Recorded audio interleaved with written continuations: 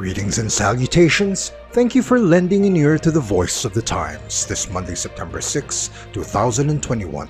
For today's editorial, Philippines should enhance ASEAN defense cooperation. It might reassure some to note that the pandemic has not torn everything asunder. COVID-19 may be bringing ASEAN, or the Association of Southeast Asian Nations, closer together, even in defense cooperation.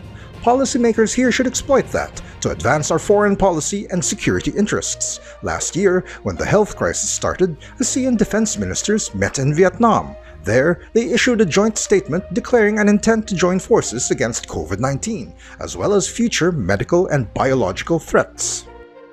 Then, at the ASEAN Leaders Summit last April, the association agreed to tap its common fund to buy vaccines for Southeast Asians. That should help because member states such as the Philippines have been struggling to acquire vaccines. Even with more deliveries to the Philippines from China and the United States recently, less than 14% of Filipinos have been inoculated. Vaccinating ASEAN is a big job, given its large population of about 660 million. If ASEAN was a country, it would be the fifth largest in the world in population.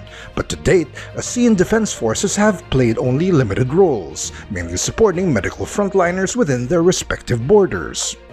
That small role is an outcome of ASEAN's principle of non-interference in its members' internal affairs. Even without that barrier, Filipinos would probably resist getting drawn into the domestic issues of its neighbors that require military intervention, particularly in Myanmar and perhaps even in Thailand.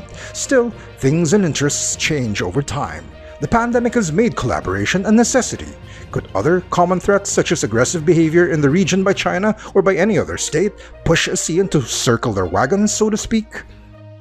To be clear, neither the Philippines nor ASEAN should be anti-China.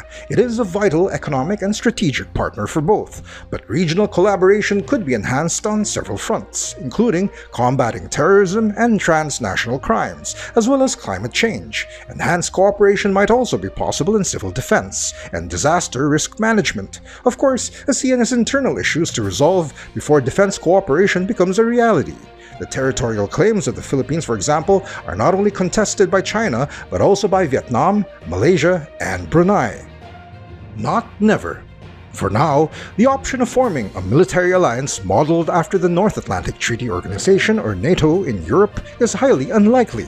Even Foreign Affairs Undersecretary Maria Theresa Lazaro said so recently, flatly rejecting suggestions to pursue a NATO-like alliance for ASEAN. The Philippines is not in a defense mode, she told the Philippine Council for Foreign Relations, a private organization of mostly retired diplomats and cabinet officials. Foreign policymakers might want to review that stance.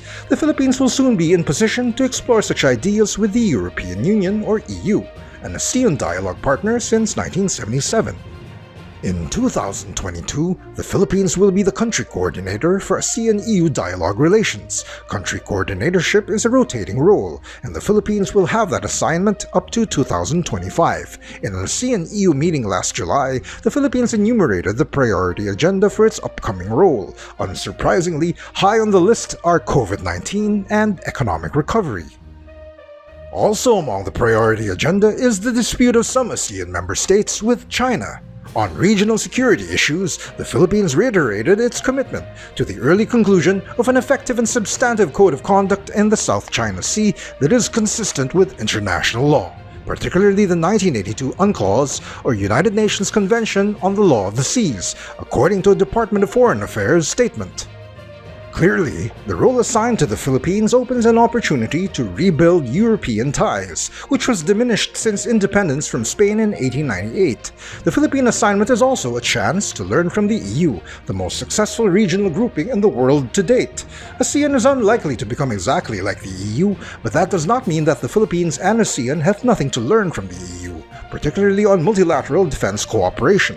At the very least, Southeast Asian policymakers should learn how to better operationalize the phrase strength in numbers. And that's the editorial for Monday, September 6, 2021. For more news and information, get a copy of the Manila Times on print, subscribe to our digital edition, or log on to www.manilatimes.net.